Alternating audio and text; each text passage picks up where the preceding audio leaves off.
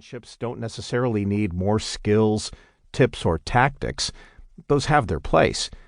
What your relationships need most is something deeper, something stronger, something that has more to do with your being than your doing. Your relationships need emotional health. You are meant for this. Few places on the planet are visited by more tourists than Florence, Italy. Like millions before us, we made the trip on a sweltering summer day to see the home of the Renaissance masters. Of course, most people, including us, head straight to Michelangelo's large-scale sculpture of the biblical hero David. Carved from a single block of Carrara marble, the 17-foot figure was first unveiled more than 500 years ago when Michelangelo was just 26 years old. This gleaming white marble masterpiece is said to be one of the most breathtaking pieces of art ever, modern or ancient. We stood in line with thousands of others to see it. We took obligatory photos and marveled at the proportion, beauty, and detail of this world-famous statue. But then, wanting to escape the hordes of people gathered around the towering David, we wandered down the hall of the museum and found something even more compelling, if not less popular. 4 unfinished statues. Huge chunks of marble with a hand protruding here, a torso of a man there, a leg, a part of a head. None was finished. These fragmentary figures seemed to be crying out to break free from their blocks of marble. They were so close to becoming what they were intended to be, but they are non finito. Michelangelo called these figures the captives.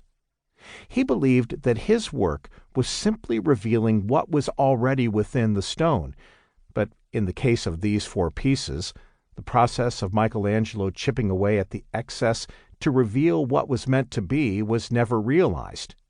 It was cut short, and so the 4 figures stand there, unfinished. Study them for a time, and they are certain to stir within you a longing to be more complete yourself. They touch an ache in your own soul to be free from whatever is holding you down and preventing your full potential. The incomplete figures remind you of your own incompleteness. All of us as humans share a universal longing to be complete and whole. We want to be all that God intended. But like Michelangelo's captives, we are too often frozen in our efforts to experience who we are really meant to be. We never learn the secrets to chipping away at what holds us back. We never discover the parts of ourselves that are still in captivity. The result? We remain imprisoned by the unfinished work of becoming whole, and our relationships suffer. Defining your destination. You may be single or married, young or old. You may live a charmed life or suffer unthinkable challenges. Whatever your baggage or background, we know at least one thing about you. Each moment of every day, you are moving either away from or toward the person God designed you to be. As a result, either your inner self is deteriorating into something unattractive, or it is quietly becoming a work of art. You are either maximizing your moments or allowing them to slip by without notice. No matter your age, stage, faith, or career, all of us, if we choose, are on a journey of wholeness. It's a process that never ends. Nobody checks this task off their to-dos. Nobody ever arrives. We are all in process. But how do we know if we are making progress?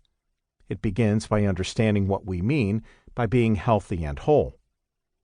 Let's make this clear. Being healthy is not the same as being happy.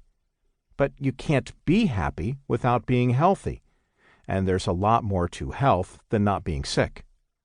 Emotional health is more than the absence of dysfunctional emotions.